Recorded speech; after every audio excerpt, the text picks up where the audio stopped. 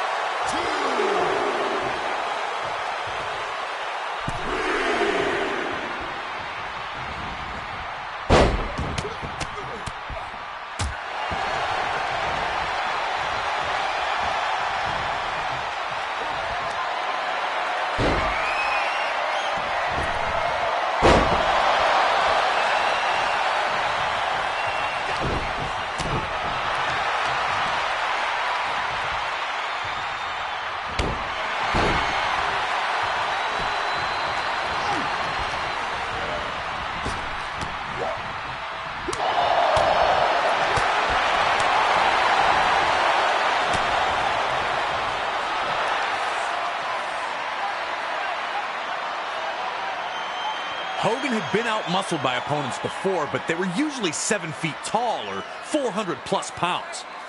The referee gets flattened, and now there's no one to count falls.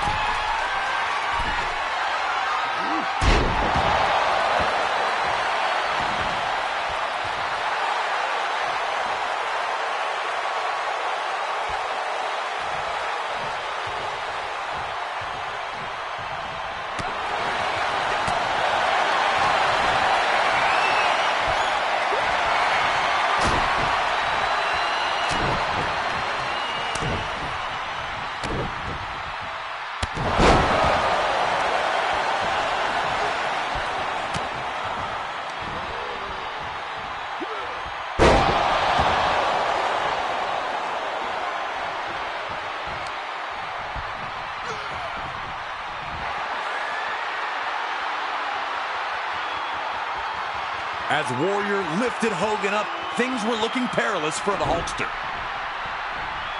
Now it was just up to the Ultimate Warrior to fulfill his destiny. Could he defeat Hulk Hogan?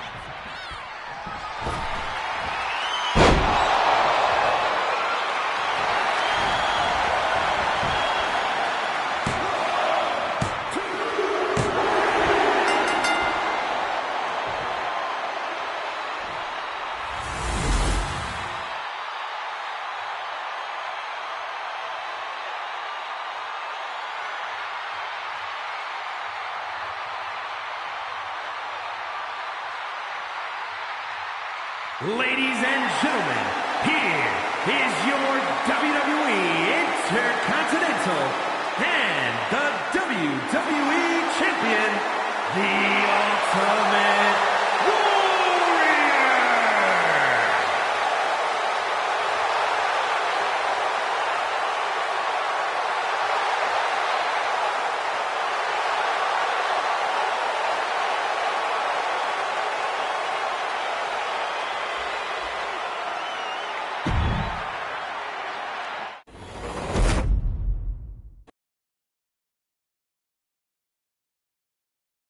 An incredible victory for the Ultimate Warrior there, becoming the first super, a truly historic feat on the grandest stage of them all.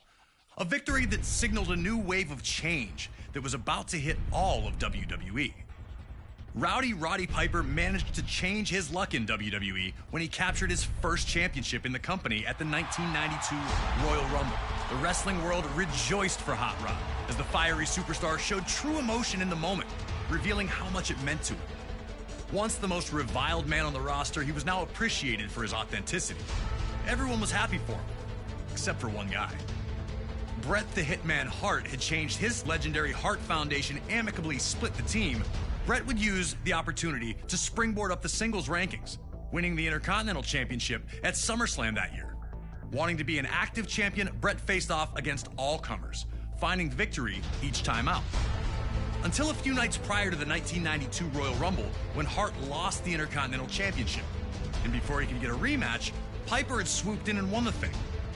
The last thing the Hitman wanted to do was ruin Roddy Piper's moment. The two were close. Piper had trained in the family dungeon and spoke glowingly of not only Bret, but his entire family. Respectfully, the two agreed to compete at WrestleMania 8, which would emanate from Indianapolis, Indiana. But Piper understood that many felt Bret lost that title at less than 100%, and that he'd have to defeat Hart in the ring to get those people on his side. And while both men claimed they'd keep it respectful, most everyone understood what happens when you push Roddy Piper to the edge. And trying to take something from Roddy Piper is one way to do it, especially when it's the first title he ever held in WWE. And so it was Bret Hart's technical mastery against Roddy Piper's street fighting in an unheralded classic was produced by two absolute masters of their craft. Furious minutes of action unfolded between the two, each with near victories along the way. Blood, sweat, and tears was never more appropriate. The two gave their all on the goal of earning the WWE Intercontinental Championship. So, get in there and do your best to beat Roddy Piper to the punch.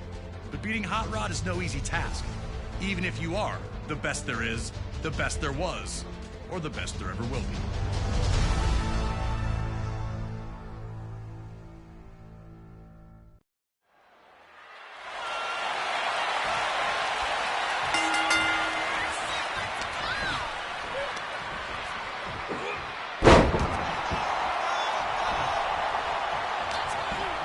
Would Piper's desire to win and be champion override his desire to play fair? Could Hart use Piper's legendary temper as a constant exploit? Piper was already reverting to the man people knew him to be, and Hart was looking to exploit that fiery temper by embarrassing Piper as often as possible.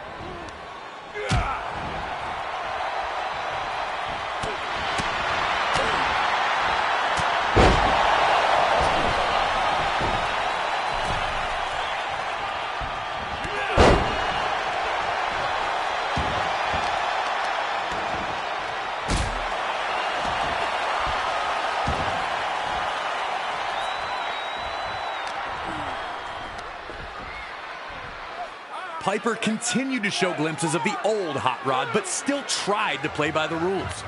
He was destined to slap the taste out of Hart for gold bricking, as Bobby Heenan famously called it, and this once friendly competition was turning into the heated brawl many figured it would become.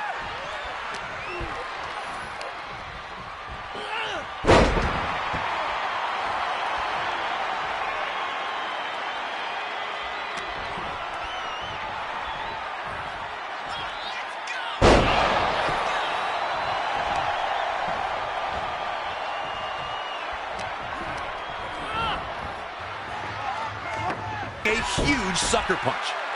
The gloves were off, and the two were in a fight for survival. Hart wanted to use little tricks, while Piper just suckered him with the old, your shoes untied. A huge shot from Piper, and it looks like the Hitman may be busted open.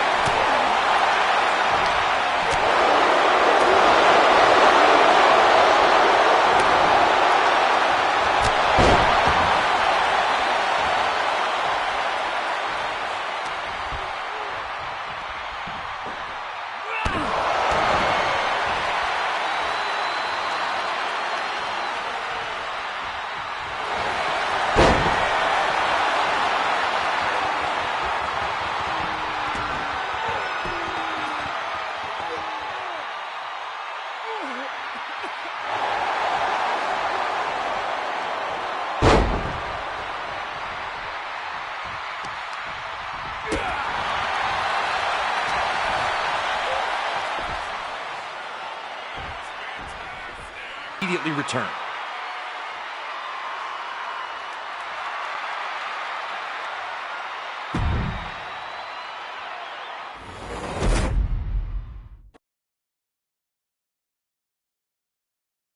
A somewhat forgotten pinfall loss for Hot Rod, but an even rarer display of professionalism from him makes the moment all the more memorable.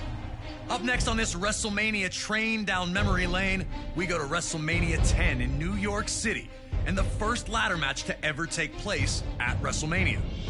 Shawn Michaels captured his first Intercontinental Championship with a big win over the British Bulldog on Saturday night's main event in the fall of 1992. But in the fall of 1993, Michaels would be stripped of the championship due to inactivity. As the Heartbreak Kid watched from the sidelines, Razor Ramon would capture the vacant championship. At the 1993 Survivor Series, Michaels would announce that he was back and that he only had one mission. Having never been defeated in the ring, HBK still believed he was the rightful Intercontinental Champion. But Shawn wanted to play games with the bad guy, interfering in his matches and even performing Ramon's vaunted Razor's Edge finisher to taunt him. Shawn was also very open about relying on his 7-foot monster of a bodyguard, Diesel, to help him get through any tough situations. WWE officials, forced with figuring out how to decide who the true Intercontinental Champion was, came to a decision. Both championship titles would be suspended above the ring in a ladder match. He'd proceed to fall with the ladder beneath him onto the downed Ramon. It was now or never for Razor Ramon as his grasp on the Intercontinental Championship appeared to be slipping.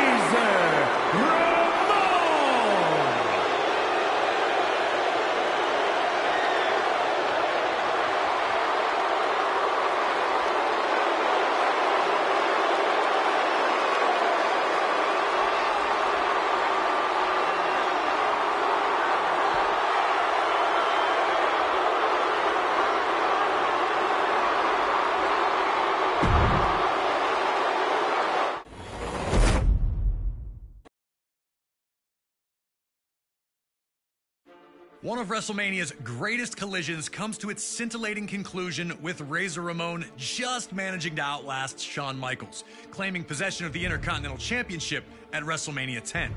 The latter match would open the door for future classics, like the TLC and Money in the Bank matches as well, forever sealing its place in WrestleMania lore. Our next match is another legendary moment that will live forever, as we head to WrestleMania 13. Rosemont, Illinois would play host to the most important night on the sports entertainment calendar. And on this night, a match that is the literal definition of an all-time classic unfolded. To get to pick the brain of one of WWE's top-level legends, thank you again to Stone Cold for talking with us about WrestleMania 13. Now it's on you to try and find a way to take out WWE's toughest SOB. Remember, there are no disqualifications, so use whatever you can, and maybe you'll find a way to get him to surrender. I just wouldn't recommend messing with the referee. Shamrock's ankle lock is nasty.